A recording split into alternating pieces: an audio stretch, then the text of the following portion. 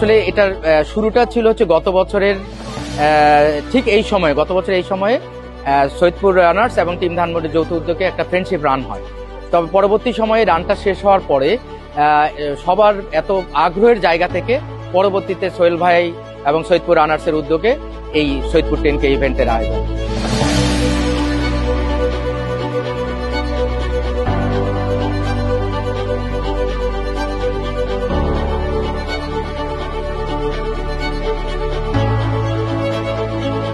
আমাদের এই যে একটা ভিলেজের মধ্যে এটা যে আমরা এই যে দৌড়াদৌড়ি করতেছি এবং আমাদের যে লোকাল কমিটি ইনভলভ হচ্ছে, এতে আমরা আনন্দিত। আমরা চাই যে আমাদের বার্তাটা আমাদের লোকাল কমিটিতে চলে যায়।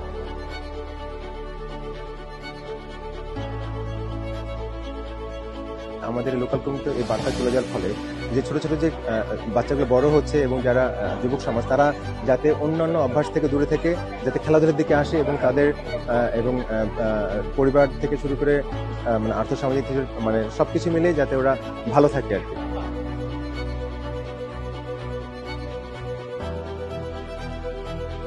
অসাধারণ আয়োজন। প্রতিটা জায়গায় অর্গানাইজারদের ফাইন ডিটেইল নিয়ে তারা যে সময় দিয়েছেন, মনোযোগ দিয়েছেন, সেটা দেখার মতো শুরু থেকে শেষ পর্যন্ত।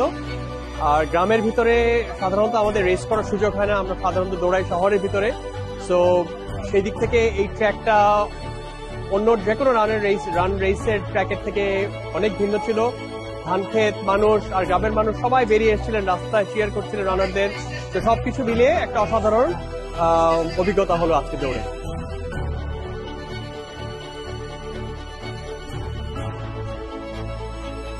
এরকম ম্যারাথন আরো অবশ্যই চাই আমরা। এখানে যে অর্গানাইজ করা হয়েছে অনেক সুন্দরভাবে অর্গানাইজ করা হয়েছে। এখানে খাবারের ব্যবস্থা, বাথরুম, ভলেন্টিয়ার্স গুলো অনেক ফ্রেন্ডলি ছিল এবং এখানকার যে সৈয়দপুর রানার্সের যে সদস্যগুলা, ওদের সাথে মিশে কথা বলে আমার অনেক ভালো লেগেছে। আর এরকম ম্যারাথন অবশ্যই আরো ফিউচারে চাই।